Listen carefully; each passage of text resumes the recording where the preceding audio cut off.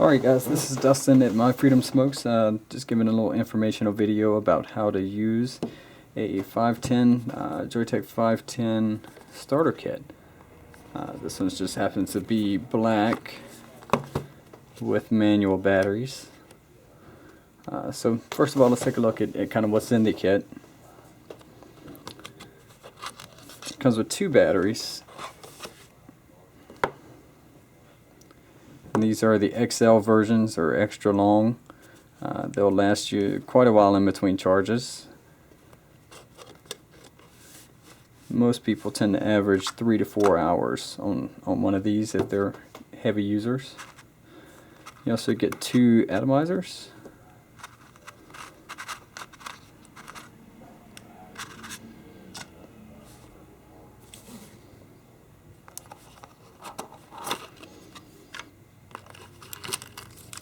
Get a 5-pack of cartridges. Then you get your wall adapter and your USB wire charger. Okay, so a couple of quick things before we get started. Basically, to charge, very simple. Any USB outlet, simply plug this wire charger into the USB outlet and then screw the battery onto the end of the charger. And what will happen is that light right there is a little LED here. It'll be green, and if the battery needs to be charged, whenever you screw it on, that will actually turn to red. And then whenever it's fully charged, it'll turn back to green again, letting you know that it's fully charged. This USB wire charger works in conjunction with the wall adapter. Basically, all the wall adapter is an AC plug with a USB outlet on the other side. So you can simply plug that in and then plug it straight into the wall. Okay, so that's the charging equipment. It's pretty simple to charge. Usually only takes a couple of hours to charge a battery. Alright, so let's take a look at the parts here. We have the atomizer. As you can see, they come with a kind of primer fluid on there from the factory, and what that's there for is actually just to keep you from burning up the atomizer immediately once you put it on. Because we found that the new users a lot of times will take this atomizer out, plug it on the battery, fill up a cartridge, and just start vaping away. Well, that's not really good for the for the electronic cigarettes, because if they don't have enough liquid on them, or if the liquid hasn't really flowed down to the coil yet, then it's really easy to burn up the atomizer and cause it to fail almost immediately. So they put that fluid on there to kind of help out, and it does help out a bit, but you still want to be sure that you're priming the atomizer before you actually use it. So the atomizer itself has threads on one end, and then down in the center you can kind of see there's this metal mesh material, and that actually wicks the liquid from the cartridge down to the heating coil, which is down hidden underneath that bridge that's inside. So let's pop open a cartridge here and get it filled up.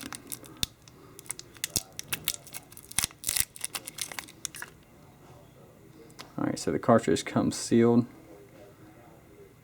Take this rubber cap off. You don't need these little rubber caps. So if we take a look at the cartridge, there's a few things that you'll notice. The hole on this end, the mouthpiece end, that's where the vapor will actually come out whenever you take a draw on the electronic cigarette. On this end, in the center, you notice some kind of polyfill material, and what that serves is to hold the e-liquid inside of the cartridge until it needs to be wicked down to the atomizer. So without that polyfill material in there, whenever you put it on the atomizer, it would simply just dump all of the e-liquid down into the atomizer, and it would just leak out all over your hands. So that polyfill material plays a very important role. And then on the side, you can notice there's some small little openings on the side there. I'm not sure how well you can see them in the video here, but there's some small little openings there, and that's where the vapor actually passes back through to the mouthpiece whenever you take a draw. So It doesn't actually suck the air back through the e-liquid whenever you take a draw. Alright, and these pieces just fit together pretty easily. It just slides in there. Now obviously we need to fill this one up, so let me take it back off. And I just happen to have a little bit of e-liquid sitting here.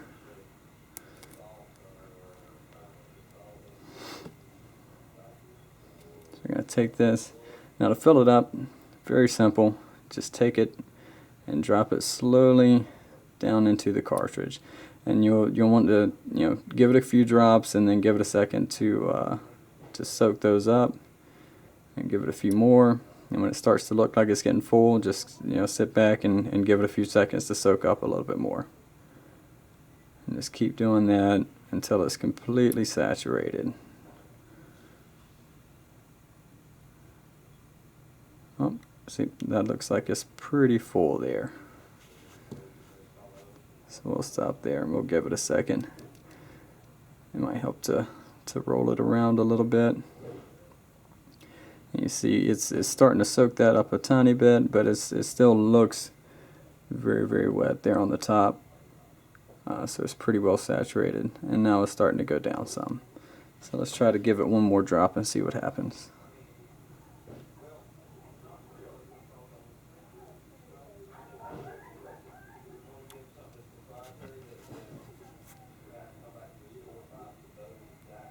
Yeah.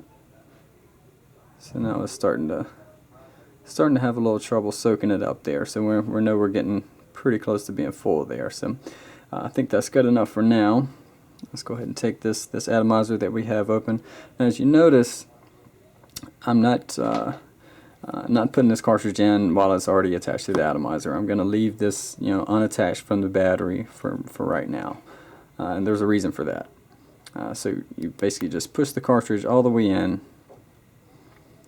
so it's good, and that lip will actually come in contact with the outer shell of the atomizer, so it's good and flush. You have a good finished look there.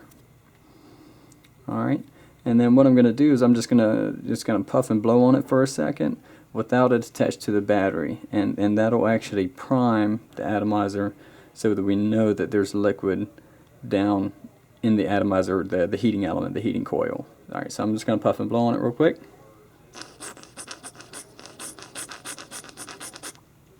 And you can hear it gurgle there, which is a good sign. Alright, so let's go ahead and attach it to the battery. Now these batteries usually come pretty well charged from the factory, so I don't really need to charge these up whenever I first get them. Sometimes you may find one that's dead.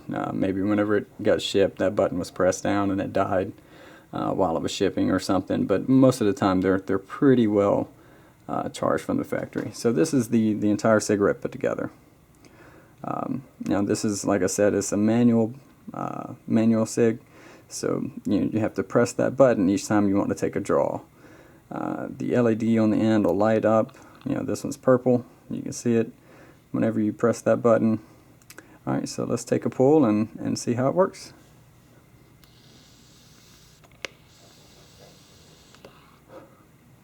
Yep, works very well. This is strawberry e-liquid, which is actually very tasty.